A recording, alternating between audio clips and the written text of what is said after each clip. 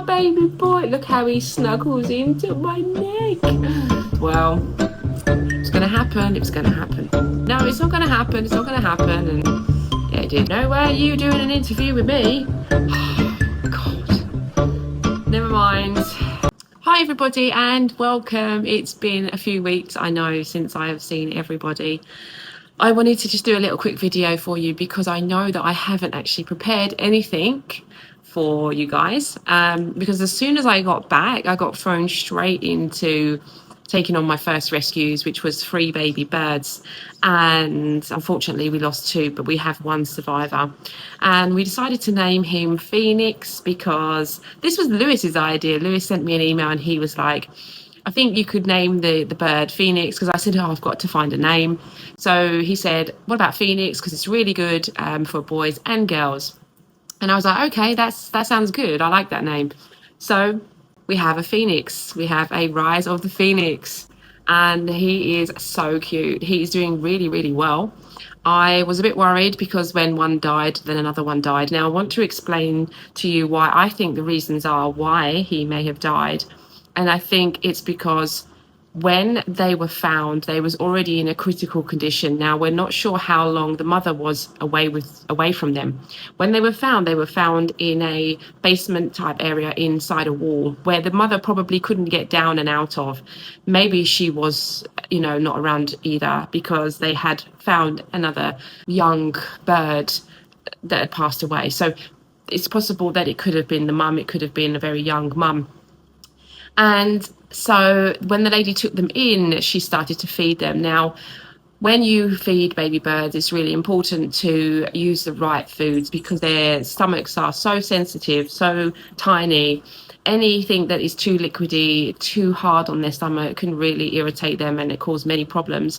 Especially aspiration is one of the biggest ones that you can cause baby birds to die from, is because when you give the food, when you syringe the food, you have to syringe to the left corner of their mouth, because that is where the food goes down. Now, when you see a baby bird, you'll see the food go down and you'll see it come on the left side of the neck.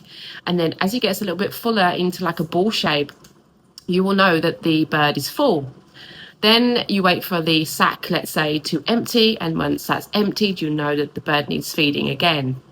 So we was doing that, and I was following all the steps that I know how to do with smaller birds. Bigger birds are okay. Still, with crows, for example, you still try and feed them to the left of the mouth rather than just direct down the throat. You want to get it into their sac. But bigger birds have bigger mouths, so you can see what you're doing a lot easier. But with baby birds, they are so tiny that they have like this little hole at the top of their mouth, which can, if you get too much water down that way, they aspirate. And then that's when the water goes into their lungs, and then they slowly start to get worse and worse, and they stop responding, stop chirping, seem sleepy, lethargic, and then the next day they seem to pass away.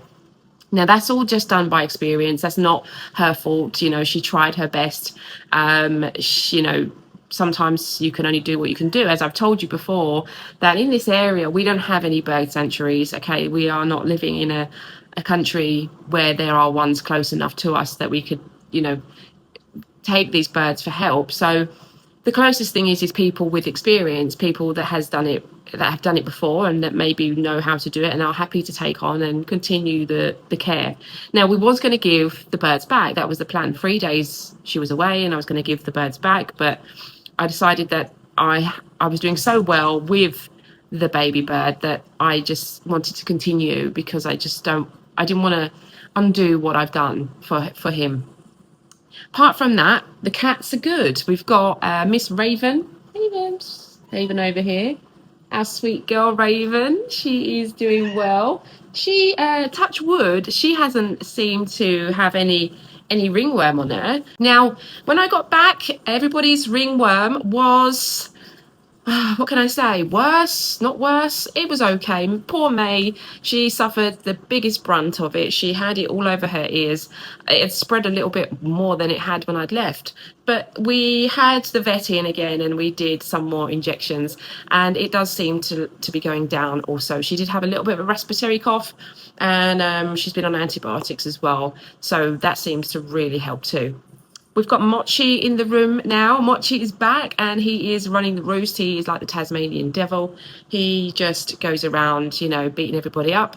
But he's calmed down a lot now. He's calmed down a lot because he's getting to know the cats and he's knowing that routine, and how cats act, and he knows when to back off, which I'm happy about because that's so important. When you're adopting out kittens, sometimes when you have a kitten and you have a single kitten that doesn't have any siblings, they are terrors. They are real terrors. They like to use you humans as like a beating board, But now that he's moved in with the other cats, he's learned how to be a cat, and it's so quick how they just adapt to life of being with cats. They just adapt really well.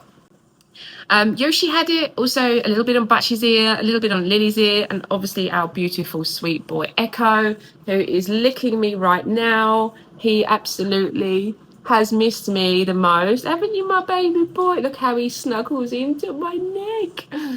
He always loves and misses his mama. Hi, baby. He's such a good boy. So I've done all the ringworm injections for all of them except Betty and except Raven. Because Moon had some and also Honey as well. It's going to happen. It's going to happen. But I just kept thinking, no, it's not going to happen. It's not going to happen. And yeah, it did. So, what can you do when you've got so many cats? It's really kind of uncontrollable situation. I don't want to have to segregate them after being in this environment. It's so stressful when you have to take them out and put them in, take them out and put them in. So do you know what? To save the upset and the stress that the cats would have to go through to be separated, I'd rather just let them all get on with it, and I just have to deal with it. It's just have to go with it, right?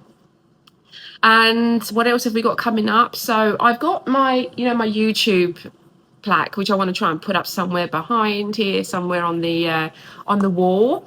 And I've also got these cards, which I mentioned in my live stream the other day. Now, these are Name a Bear. Now, I'm going to do one. I think I want to put it up on the weekend because everyone's chilling out, and the weekend, people not working, and we can have some fun. So these are going to be to help raise funds for whatever things that we may need, especially, as I said the other day, with the with the ringworm injections. It was a lovely surprise when I got back and the vet was like, and this is your bill, thank you. No, that's fine. I am just so grateful that they just allow me to have a bill and pay it off as and when. So I'm going to open up one of these cards. I want to show you what they are. If you've never seen them, these are fundraising cards. They have loads of names on the back. Okay, let me try and zoom in. They have loads of names on the back, and what we do is obviously everybody will buy a name or 2 names, 3 names, and then you will guess the name. So you will say, okay, for example, let's just say, for example, Lewis. Lewis would like Twinkie, and then I would put Lewis's name in the Twinkies box, and then we continue to fill it up. And then we scratch it off once it's filled, hopefully within a week. We'll try and do 1 a month, maybe 2 a month. We'll see how it works. And then we scratch it off, and then we find the winner. And whoever's name is in the scratched off box is the winner. So half of the amount will go to the winner and half of the amount will go towards the cats. So I think it's great. It's a bit of fun. I love it. It's great. Great ideas, and planning ways forward is always very good. And making it fun is even more important, and giving back obviously to you guys. So it's fun for you guys because you get that chance of like maybe having a chance to win something too. All right, so apart from that, everybody else is good. I'm good. I'm feeling refreshed. I did say to you that I was going to do a video with my dad, and unfortunately my dad pulled out and said, I don't want to be on YouTube. I don't want my face being on YouTube. No way are you doing an interview with me. Never mind. Not all of us like being on YouTube. I get that.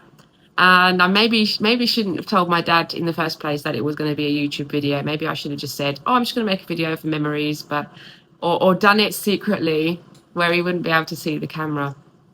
But I just told him, and he was like, "No, I'm not going on YouTube." Probably just too many people just kind of freaked him out a bit. I hope everybody else is doing well. Please comment down below if you've got any questions or anything you want to ask. I'm going to try to catch up with making more content during the week. Just, the usual videos of the kiddies doing their thing. Raven tells all, because I like that. I think everybody likes that. We will try to do a few more cartoons, but it's really hard to get into. It takes a lot of time. It takes up a lot of time, maybe 3 to 4 hours, as you know. And I don't want to, do that every night. Especially in this weather. It's getting really hot, and it's still very hot right now. So next week I shall see you all, and hopefully we'll have some content, and on the weekend we'll have our usual live streams, back to live streams, which I really enjoy. I missed them. I was so happy to see you guys last live stream. That was really fun, and I really enjoyed it.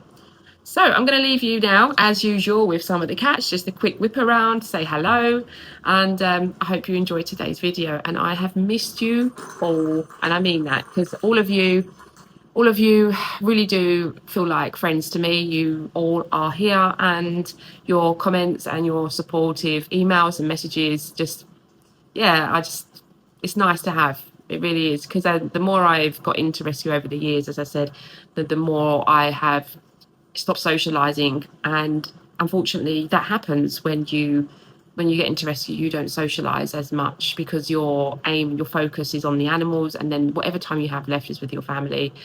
So I try my hardest to try and do things for myself a little bit more. There's a lot of things that I've got to do this winter that I need to get around to doing, like lots of paperwork and stuff about my my future, basically, and it's going to take up some of my time too. See you all next Saturday and Sunday, and lots of love to you all.